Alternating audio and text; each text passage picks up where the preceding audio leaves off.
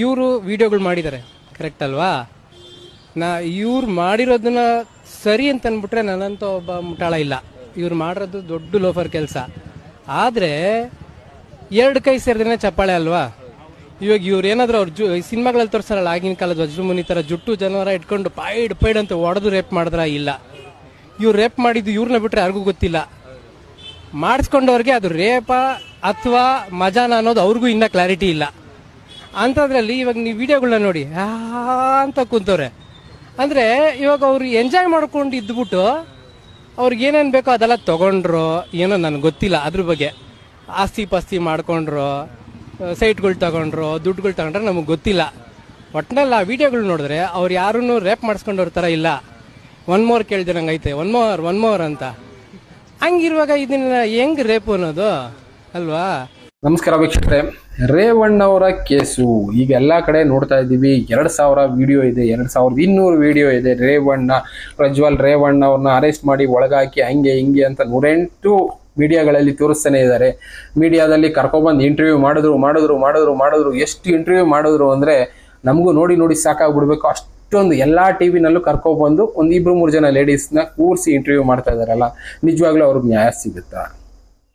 ಸುಮ್ಮನೆ ಮೀಡಿಯಾ ಪ್ರಚಾರಕ್ಕೋಸ್ಕರ ಅವರ ಹೆಸರನ್ನ ಬೆಳೆಸ್ಕೊಳ್ಳೋದಕ್ಕೆ, ಇಲ್ಲ ಯಾವುದೋ ಒಂದು ಪೊಲಿಟಿಕಲ್ ಪಾರ್ಟಿ ಬೆಳೆಯೋದಕ್ಕೆ, ಇಲ್ಲ ಯಾವುದೋ ಒಂದು ಸಂಘ ಸಂಸ್ಥೆ ಬೆಳೆಯೋದಕ್ಕೆ ಆ 3 ಜನ ಹೆಂಗಸರನ್ನ ಬಳಸ್ಕೊಳ್ತಾ ಇದಾರೇನೋ. ಈ ಪ್ರಜ್ವಲ್ ರೇವಣ್ಣ ಅವ್ರ ಮೇಲೆ ಕೇಸ್ ಆಗುತ್ತೆ, ಅವ್ರು ಜೈಲ್ಗೆ ಹೋಗ್ತಾರೆ, ಅದು ಸೆಕೆಂಡ್ರಿ. ಓಕೆ, ಅವ್ರು ತಪ್ಪು ಮಾಡಿದ್ದಾರೆ, ಅವ್ರು ತಪ್ಪು ಮಾಡಿರೋ ಪ್ರೂವ್ ಆದ್ರೆ ಜೈಲ್ಗೆ ಹೋಗ್ತಾರೆ, ಶಿಕ್ಷೆ ಅನುಭವಿಸ್ತಾರೆ, ಬರ್ತಾರೆ. ಬಟ್ ಆದ್ರೆ ಇಲ್ಲಿರುವಂತ 3 ಜನ ಹೆಂಗಸರಿದಾರಲ್ಲ, ಅವ್ರಿಗೆ ನ್ಯಾಯ ಸಿಗುತ್ತಾ ನಿಜವಾಗ್ಲು? ಇದು ಪ್ರಶ್ನೆ ಆಗಿ ಉಳ್ಕೊಂಡ್ಬಿಡುತ್ತೆ. ಎಲ್ಲರೂ ಅವ್ರವ್ರ ಬೇಳೆ ಬೇಯಿಸ್ಕೊಳ್ತಾರೆ, ಹೊರಟೋಗ್ತಾರೆ. ಮೀಡಿಯಾದವ್ರಾಗಿರ್ಬೋದು, ಇಲ್ಲ ಬೇರೆಯವ್ರಾಗಿರ್ಬೋದು. ಎಕ್ಸಾಂಪಲ್ ಈಗ ಹೇಳಿದ್ನೆಲ್ಲ, ಸಂಘ ಸಂಸ್ಥೆಗಳು ಹೋರಾಟ ಮಾಡ್ತೀವಿ ಅಂತ ಇವ್ರ ಹಿಂದೆ ನಿಂತ್ಕೊಂಡು ಸುಮ್ಮನೆ ಮುಂದೆ ಹೇಳ್ಬಿಟ್ಟು ಆಮೇಲೆ ಕೈ ತೊಳ್ಕೊಂಡು ಸೈಲೆಂಟ್ ಆಗುವಂತ ಸಂಘ ಸಂಸ್ಥೆಗಳು ಎಷ್ಟೋ ಜನ ಇದಾವೆ. ಅಂಥವ್ರೆಲ್ಲರೂ ಈ ಹೆಂಗಸರನ್ನ ಬಳಸ್ಕೊಂಡು ಅವ್ರ ಹೆಸರನ್ನ ಬೆಳೆಸ್ಕೊಳ್ತಾ ಇದ್ದಾರೆ. ಬಟ್ ಅವ್ರು ನಿಜವಾಗ್ಲೂ ನ್ಯಾಯ ಸಿಗುತ್ತಾ? ಯಾರು ಕೊಡಿಸ್ತಾರೆ ಅವ್ರಿಗೆ ನ್ಯಾಯನ?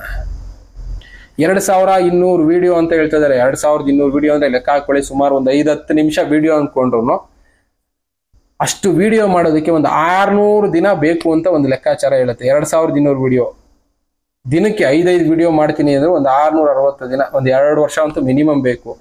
ಪ್ರಜ್ವಲ್ ರೇವಣ್ಣ ಅವರು MP ಆಗಿ 2 ವರ್ಷ ಈ ವಿಡಿಯೋ ಮಾಡ್ಕೊಂಡೇ ಕೂತಿದ್ರ? ಇಷ್ಟು ಸಿಂಪಲ್ ಆಗಿರುವಂತ ವಿಷಯಗಳು ಮೀಡಿಯಾದವರು ಪ್ರಶ್ನೆ ಮಾಡಿ ಕೇಳಬೇಕಾಗಿತ್ತಲ್ವಾ? ಯಾರೋ 1-2 ಪೆನ್ ಡ್ರೈವ್ ಇಟ್ಕೊಂಡು ವಿಡಿಯೋ ಹಾಕಿದ್ರು ಅಂದಿದ ತಕ್ಷಣ ಆ ವಿಡಿಯೋ ತಗೊಬಂದ್ರು, ಮೀಡಿಯಾದಲ್ಲಿ ತೋರಿಸಿದ್ರು, ಪ್ರಜ್ವಲ್ ರೇವಣ್ಣ ಅವ್ರ ಮೇಲೆ ಕೇಸ್ ಫೈಲ್ ಮಾಡಿಸಿದ್ರು, ಇನ್ನೊಂದು ಮಾಡಿಸಿದ್ರು, ಪ್ರೆಷರ್ ಹಾಕಿದ್ರು ಆ ಲೇಡೀಸ್ಗಳಿಗೆ. ಲಾಸ್ಟ್ಗೆ ಪ್ರಜ್ವಲ್ ರೇವಣ್ಣ ಅವರು ಅರೆಸ್ಟ್ ಆಗ್ತಾರೆ. ಅದು ಎಲೆಕ್ಷನ್ ಟೈಮಲ್ಲೇ ಇದೆಲ್ಲ ನಡೀತು. ಈಗ BJPನವರು ಕೆಲವಷ್ಟು ಕೆಲಸಗಳನ್ನ ಅದೇ ರೀತಿ ಮಾಡಿದ್ರು. ಎಕ್ಸಾಂಪಲ್ ಕೇಜ್ರಿವಾಲ್ ಅವರು ED ಕೇಸಲ್ಲಿ ಎಲೆಕ್ಷನ್ ಟೈಮಲ್ಲಿ ಹೇಗೆ ಅರೆಸ್ಟ್ ಆದ್ರು, ಇಲ್ಲಿ BJPಗೆ ಸಪೋರ್ಟ್ ಮಾಡ್ತಾ ಇದ್ದಾರೆ ಅಂತ ಈ ಗೌರ್ಮೆಂಟ್ ಅವರು ಅವ್ರ ಮೇಲೆ ಏನೋ ಒಂದು ಕೇಸ್ ಮಾಡಿದ್ರು, ಫೈಲ್ ಮಾಡಿಸಿದ್ರು, ಒಳಗೆ ಕಳ್ಸಿದ್ರು. ಈ ತರದ್ದೆಲ್ಲ ನಡೀತಾ ಇರುತ್ತೆ. ಇವ್ರ ಮಧ್ಯೆ ಬಲಿ ಆಗ್ತಾ ಇರೋರು ಯಾರು? ಅವ್ರು 3 ಜನ ಇದಾರಲ್ಲ ಪಾಪ, ಅವರು ಬಲಿ ಆಗ್ತಾ ಇದಾರೆ, ಬಲಿ ಪಶುಗಳಾಗೋಗಿದ್ದಾರೆ. ಅವ್ರು ಯಾವ್ದೋ ವಿಡಿಯೋ ಇದೆ, ಅಷ್ಟು ವಿಡಿಯೋ ಇದೆ, ಇಷ್ಟು ವಿಡಿಯೋ ಇದೆ ಅಂದ್ರೆ ಇದು ಯಾವ ತರ ಆಯ್ತು ಅಂದ್ರೆ, ಯಾವ್ದೋ ಒಂದು ಮಠದ್ದು ಕತೆ ಕೇಳಿದ್ದೆ. ಸ್ವಾಮೀಜಿ ಯಾರೋ ಒಬ್ರು 5 ವರ್ಷದಿಂದ ಒಬ್ಳು ಮಹಿಳೆಗೆ ಕಿರುಕುಳ ಕೊಡ್ತಾ ಇದ್ರಂತೆ. ಆ ಮಹಿಳೆ ಬಂದು 5 ವರ್ಷ ಆದ್ಮೇಲೆ ಕೇಸ್ ಫೈಲ್ ಮಾಡಿದ್ರಂತೆ. ಆ ತರ ಆಗೋಯ್ತಿದ್ದು.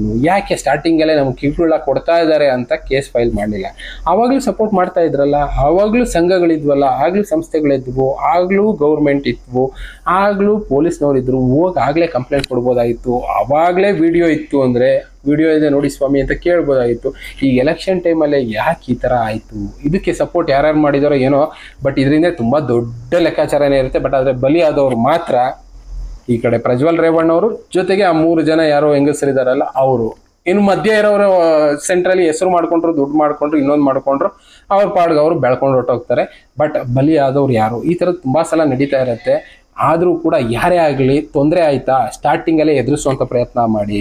ಎಲ್ಲ ಮುಗಿದು ಒಂದು 5 ವರ್ಷ ಆದ್ಮೇಲೆ ನಾವು ಅದ್ರ ಬಗ್ಗೆ ಫೈಟ್ ಮಾಡ್ತೀನಿ, ನನಗೆ ಸಪೋರ್ಟ್ ಮಾಡ್ತಾರೆ, ಇನ್ನೊಬ್ರು ಬರ್ತಾರೆ ಅನ್ಕೊಳ್ಳೋದೆಲ್ಲ ಸುಳ್ಳು. ಆದಷ್ಟು ತೊಂದರೆ ಆದ್ರೆ ಯಾರೇ ಆಗ್ಲಿ, ನಾನು ಇವರು ಅವರು ಅಂತ ಹೇಳೋದಕ್ಕೆ ಹೋಗೋದಿಲ್ಲ, ಹೆಂಗಸರಾಗ್ಲಿ ಗಂಡಸರಾಗ್ಲಿ, ತೊಂದರೆ ಆದ್ರೆ ಪಟ್ ಅಂತ ಪ್ರತಿಭಟನೆ ಮಾಡಿ, ಹೋರಾಟ ಮಾಡಿ, ನ್ಯಾಯ ಸಿಗೋದು ಸ್ವಲ್ಪ ಲೇಟ್ ಆಗ್ಬೋದು. ಬಟ್ ಆದ್ರೆ ನೀವು ಒಂದು 5 ವರ್ಷ ಕಾಯ್ದು ನನ್ನ ಹತ್ರ ವಿಡಿಯೋ ಇದೆ, ಪ್ರೂಫ್ ಇದೆ ಅಂತ ತಗೊಂಡೋಗಿ ಕೊಟ್ಟಾಗ ನಿಮ್ಗೆ ನಿಜವಾಗ್ಲೂ ನ್ಯಾಯ ಸಿಗುತ್ತಾ ಯೋಚನೆ ಮಾಡಿ.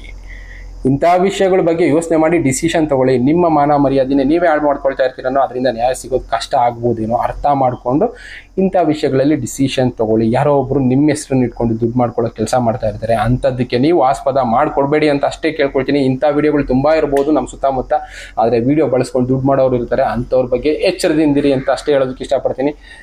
ಈ ರೀತಿ ವಿಷಯಗಳನ್ನ ಹೊರಗಡೆ ಹೇಳುವಾಗಲೂ 100 ಸಲ ಯೋಚನೆ ಮಾಡಿ ಅಂತ ಕೇಳ್ಕೊಳ್ಳೋದಕ್ಕೆ ಇಷ್ಟಪಡ್ತಾ ಇನ್ನು ಬೇರೆ ವಿಷಯಗಳನ್ನ ಮತ್ತೆ ಡಿಸ್ಕಸ್ ಮಾಡ್ತಾ ಹೋಗ್ತೀನಿ. ಥ್ಯಾಂಕ್ ಯು, ಮತ್ತೆ ಸಿಗ್ತೀನಿ. ಗುಡ್ ಬಾಯ್.